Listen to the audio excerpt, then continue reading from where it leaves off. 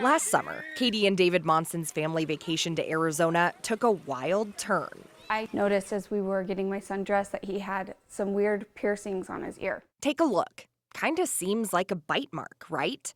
After the Monsons found bat droppings in their cabin, they decided to take their son to the doctor back in Utah. He measured the ear marks and he said that matches a bat bite.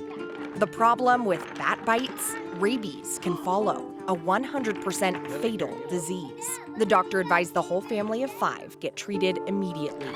If you show any symptoms, it's too late. You're done. The viral load in your body is too high and you'll die. A nurse at the Utah Department of Health referred the family to Intermountain Medical Center because their emergency room would be able to administer the vaccine to both the adults and kids. Why do we need to get rabies shots? After the initial round of shots, Katie started shopping around for the follow-up vaccines.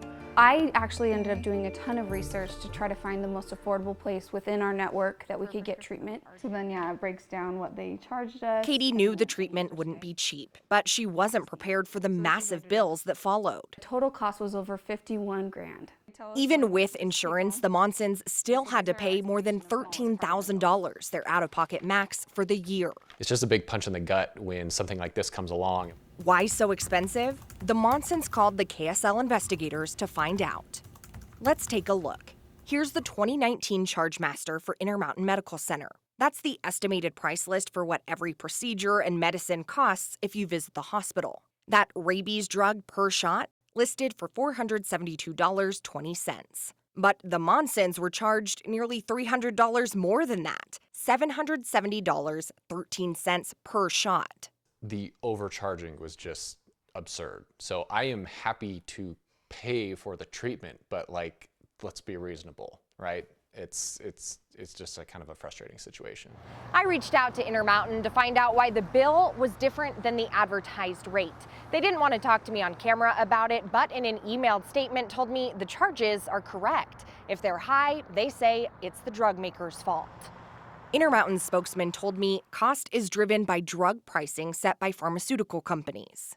So we reached out to the drug maker. GSK makes Rabivert, the rabies vaccine the Monsons received at Intermountain. They told us the maximum price for which GSK sold Rabivert in 2019 was $337 per dose. Remember, Intermountain charged the Monsons $770. Intermountain tells us there are underlying costs of running a hospital, which they say may explain the price difference. They also pointed out insurance covered $400 per dose, more than half of what the Monsons ultimately paid. But it should be in the general ballpark so that you have at least some confidence that something like that is what you're going to see on your bill when you're at the end of your treatment. Norm Thurston spent his career studying healthcare pricing.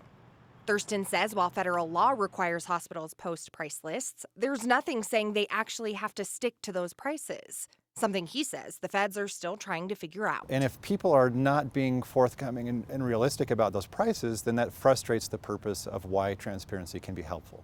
He equates that cost to the sticker price when buying a car. You'd never expect to pay higher than that price. The sticker price gives you a starting point for negotiation, but you should expect to be able to negotiate something lower than that or get something lower than that. I'm noticing here that you overcharged. As for the Monsons, they're not sure what else they could have done to lower their bill. I was on the phone nonstop, just trying to wheel and deal and find the best prices. I felt like we were making the best possible decision.